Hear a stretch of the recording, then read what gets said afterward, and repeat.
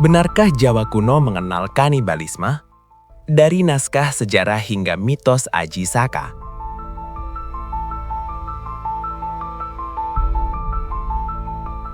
Kanibalisme, praktek memakan sesama manusia, sering dianggap sebagai batas paling ekstrim dalam sejarah peradaban. Ia memicu rasa ngeri, tabu, sekaligus rasa ingin tahu. Namun dalam kajian antropologi dan sejarah, kanibalisme tidak selalu dipahami sebagai tindakan liar tanpa makna.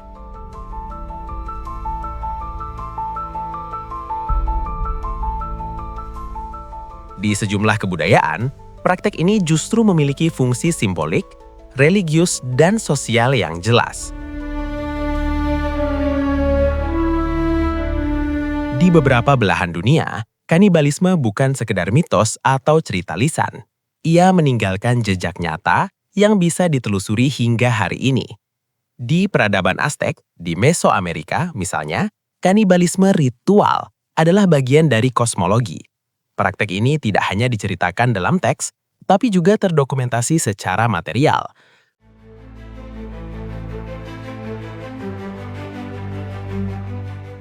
Para arkeolog menemukan sisa-sisa kerangka manusia dengan bekas pemotongan dan pengulitan, pisau obsidian yang digunakan khusus untuk pengorbanan, serta kompleks Templo Mayor di Tenochtitlan yang menyimpan lapisan tulang manusia.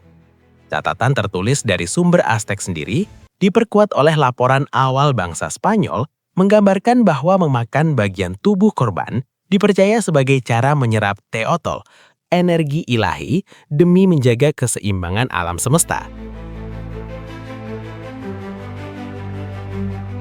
Di sini, kanibalisme adalah ritual religius yang nyata, terstruktur, dan dapat dibuktikan. Contoh lain datang dari kawasan Melanesia, seperti Papua, Kepulauan Solomon, dan Fiji. Bukti kanibalisme di wilayah ini tidak muncul dari situs monumental, melainkan dari laporan etnografis.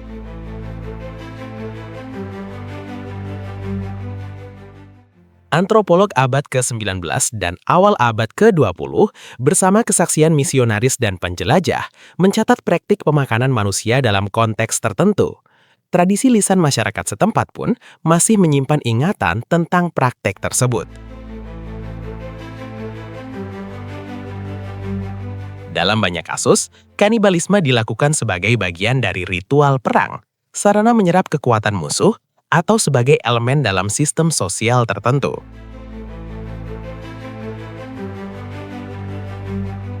Meski beberapa laporan kolonial perlu dikritisi, konsistensi datanya membuat praktek ini sulit disangkal.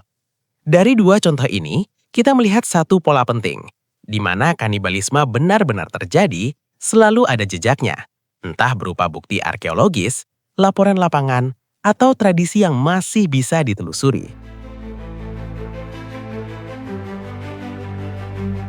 Lalu pertanyaannya, bagaimana dengan Jawa kuno? Apakah tudingan kanibalisme di tanah Jawa berdiri di atas bukti yang sama kuatnya atau justru lahir dari wilayah yang berbeda antara mitos, simbol, dan salah tafsir sejarah?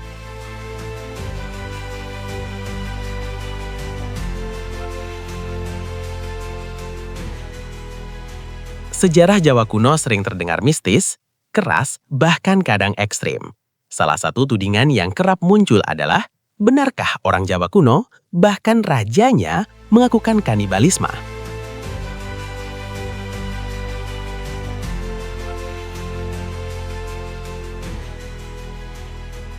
Narasi semacam ini biasanya merujuk pada sumber-sumber klasik seperti Pararokon, Negara Kertagama, dan sejumlah prasasti. Namun setelah ditelusuri, teks-teks tersebut tidak memberikan bukti eksplisit tentang praktek kanibalisme literal. Yang muncul justru bahasa simbolik, metafora kekuasaan, dan cara sastra Jawa menggambarkan kemenangan serta kehancuran musuh.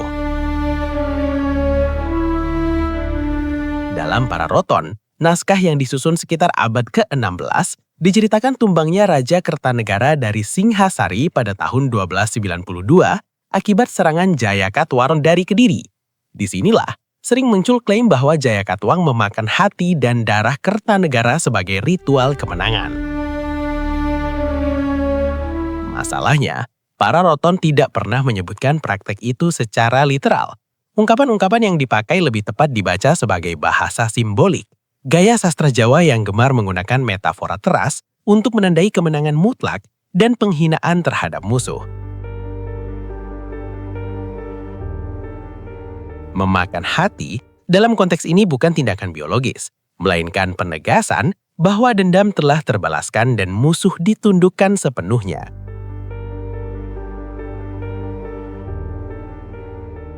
Klaim serupa juga sering diarahkan pada Negara Kertagama, karya Empu Prapanca dari abad ke-14.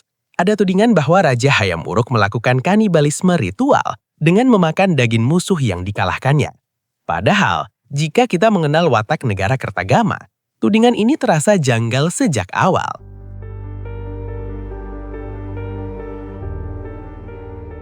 Teks ini adalah Puja Sastra, sebuah dokumen legitimasi kekuasaan yang menampilkan Hayam Wuruk sebagai raja ideal, taat dharma, beretika, dan menjadi pusat harmoni kosmos. Tidak ada satupun bagian yang menyebutkan kanibalisme, apalagi sebagai ritual resmi kerajaan.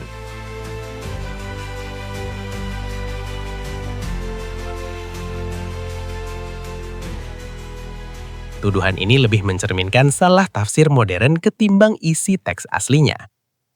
Lalu, ada pula klaim tentang prasasti Kuti dari abad ke-9 yang dikaitkan dengan Raja Kayuwangi dari Kerajaan Medang. Prasasti ini memang memuat kisah konflik dan pemberontakan, tetapi tidak pernah secara jelas menyebut adanya ritual kanibalisme. Lagi-lagi, anggapan tersebut lahir dari kecenderungan menggeneralisasi ritual kuno sebagai sesuatu yang barbar, tanpa pijakan filologis yang kuat.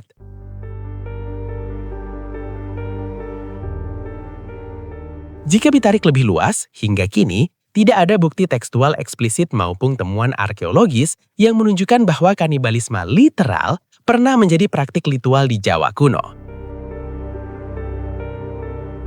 Yang justru sangat kuat adalah tradisi simbolik, darah sebagai lambang daya hidup, tubuh sebagai metafora kekuasaan, dan memakan sebagai bahasa penaklukan total. Menariknya, tudingan kanibalisme ini sering hidup subur di era modern karena dua hal, sensasi dan warisan cara pandang kolonial.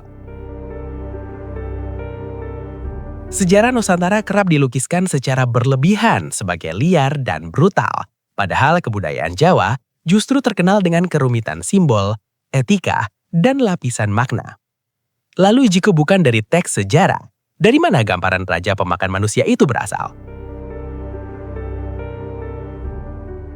Dalam tradisi tutur Jawa, kita mengenal tokoh Dewata Cengkar, raja yang berkuasa di tanah Jawa sebelum datangnya Aji Saka.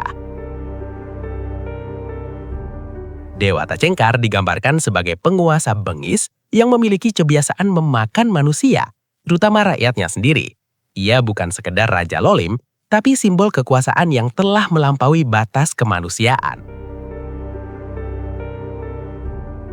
Kedatangan Aji Saka menandai perubahan besar. Dalam kisah ini, Aji Saka tidak hanya menumpangkan Dewata Cengkar, tetapi juga membawa tatanan baru, hukum, peradaban, dan aksara Jawa. Kekalahan Dewata Cengkar yang diceritakan terhempar ke laut dan berubah menjadi buaya putih melambangkan berakhirnya penguasaan liar dan lahirnya dunia yang lebih beradab. Penting dicatat, kisah Dewata Cengkar bukan catatan sejarah faktual. Ia adalah mitos pendiri, cerita simbolik yang berfungsi menjelaskan perubahan zaman dari kekacauan menuju keteraturan, dari kekerasan menuju hukum. Kanibalisme dalam cerita ini bukan laporan antropologis, melainkan alegori tentang penguasa yang memakan rakyatnya sendiri secara harfiah maupun politis. Jadi bisa disimpulkan, Jawa kuno berbeda jauh dengan dua contoh sebelumnya. Klaim kanibalisme di Jawa kuno berdiri di atas dasar yang rapuh. Yang kita miliki adalah teks sastra Jawa kuno, prasasti-prasasti kerajaan. Namun yang kita tidak temukan adalah tidak ada deskripsi eksplisit memakan manusia.